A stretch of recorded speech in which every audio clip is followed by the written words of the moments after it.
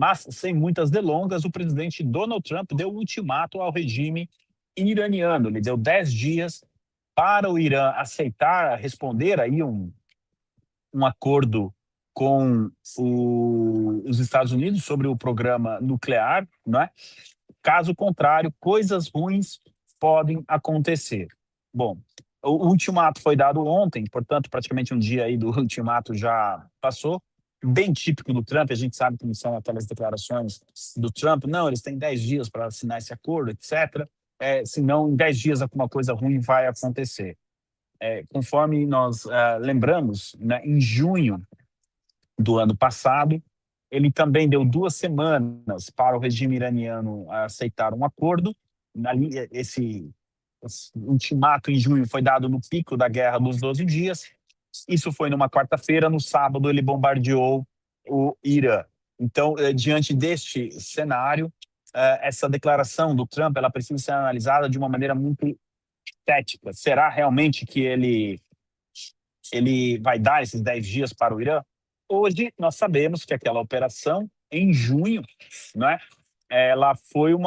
essa questão das 2 semanas foi uma operação de despistagem. Muito provavelmente os militares americanos até devem ter feito esse pedido: presidente, precisamos do senhor aí para uma ação de despistagem. Isso acontece, tá? A história está cheia desses relatos. O Churchill, muitas das declarações deles eram baseadas, durante a guerra, a Segunda Guerra Mundial, eram baseadas justamente a pedido de militares para uma ação de inteligência. O Benjamin Netanyahu é quem mais faz isso, tá? Primeiro-ministro de Israel, que foi, né, do Mossad. Muitas das declarações dele são ações de despistagem. Inclusive, o Paulo Henrique, aqui também temos outro bastidor, né? Trouxe ontem, numa reunião que fiz com ele no seu Sepúlveda, de que o gabinete de guerra de Israel deve se reunir no domingo. Lá também, na Guerra dos 12 Dias, eles fizeram a mesma coisa. Anunciaram a reunião do gabinete de guerra um dia antes do gabinete de guerra se reunir. O ataque israelense ao Irã começou. Quer dizer, essas ações são de despistagem. Outras ações, já que a gente entrou aqui num assunto que eu gosto muito, se os senhores me permitem, eu vou trazer algo que talvez possa não surpreender a muitos, mas possa chocar a outros. 30%, 40% do que é publicado sobre geopolítica nos grandes jornais do mundo, Washington Post, New York Times, Daily Telegraph, Jerusalem Post e por aí vai, Le Monde, escolham os jornais, são operações de agências de inteligência, plantando notícias, mandando recados, espalhando narrativas, tá? Isso assim, eu aprendi a detectar isso.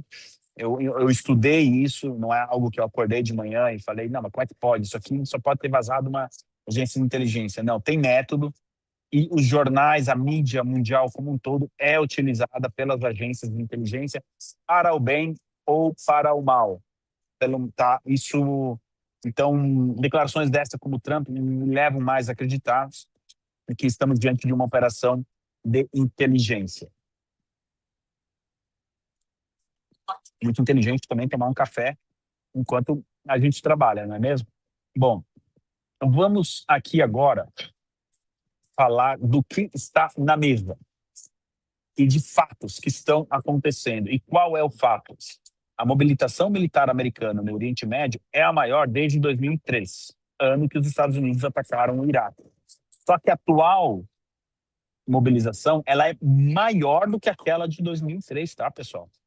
Ela é maior em termos de contingente de soldados, capacidade bélica, mísseis. Obviamente que a tecnologia você não pode comparar, porque né, o mundo, assim, a tecnologia americana evoluiu nesses últimos 20 e tantos anos.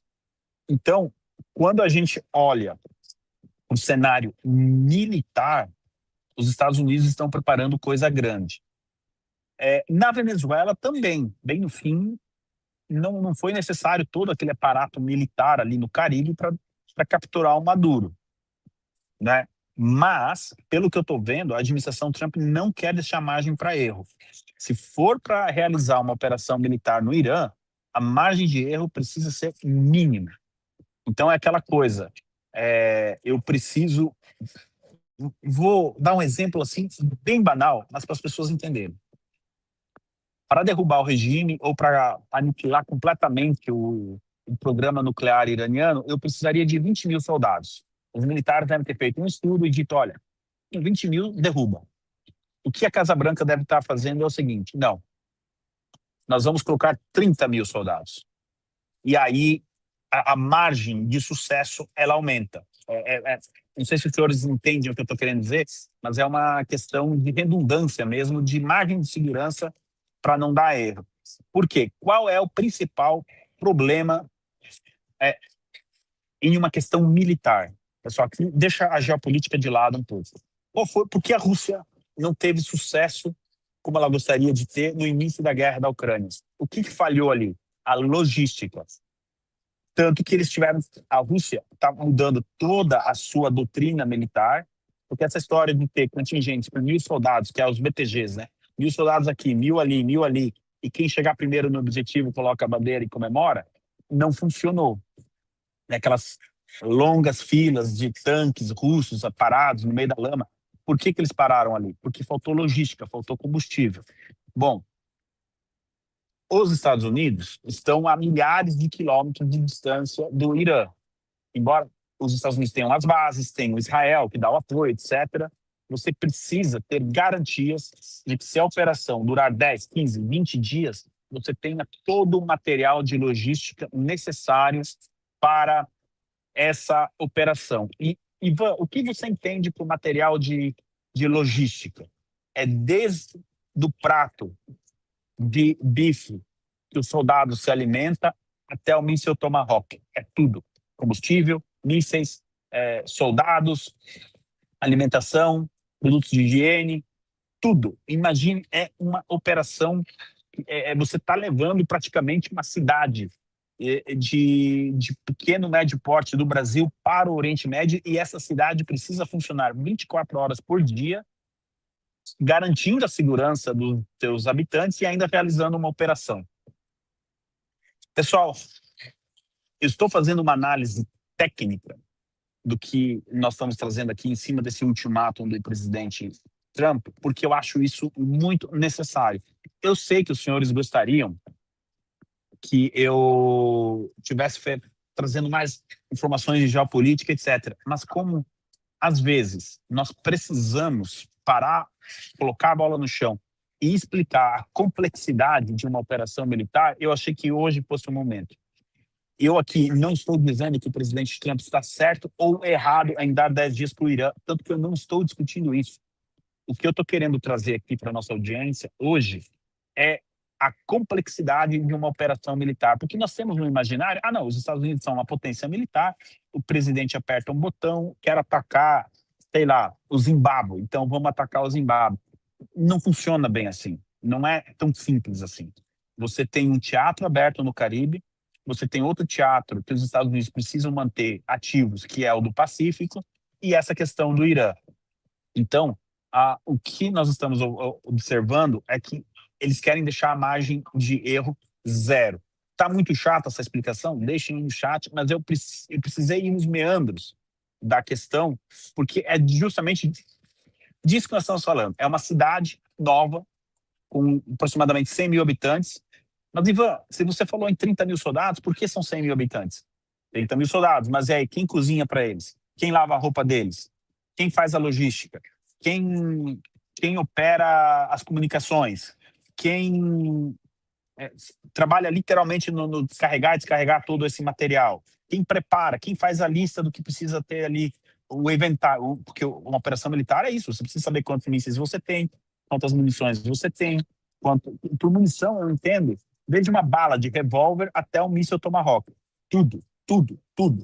Vocês imaginem a complexidade disso. É por isso que os estados comunistas sempre falharam em guerra, porque você imagina deixar isso tudo na mão só de um controle estatal e deixar, assim, limitando a capacidade do funcionamento dessa, aspas, cidade de 100 mil habitantes. Que é o que está acontecendo agora na China. Tanto os militares chineses quanto Xi Jinping, eles querem invadir Taiwan. Só que os militares estão dizendo, olha, nós temos uma estrutura muito engessada. o comandante que estiver lá na linha de frente, ele não pode esperar uma ordem de Pequim para entender como que ele vai tomar um morro aqui, que ele precisa tomar. Ele precisa ter essa autonomia. O Xi Jinping não quer dar essa autonomia ao comandante. Ele quer que ele se reporte para Pequim, dizendo, não, você vai subir pelo morro pela esquerda e não pela direita. É disso que nós estamos falando. Nos exércitos ocidentais, digamos assim, essa autonomia é maior, só que precisa de preparação. Gente, guerra se vence na preparação. A Rússia se preparou para 3, 4 dias de guerra. No quinto dia começou a faltar combustível. Ah, mas Ivan, você é pró-Ucrânia, não sei o que, são os fatos. Não brigue com os fatos. Tá? A gente tem relatos de militares russos que levaram um uniforme especial na sua mala, ali no seu uniforme, enfim, que era para fazer um desfile de uma parada militar em Kiev, na Ucrânia. Eles imaginavam que iam entrar com 4, 5 dias, e lá pelo sexto, sétimo dia, eles estariam ali vestidos com um uniforme especial, fazendo uma parada militar comemorando a vitória.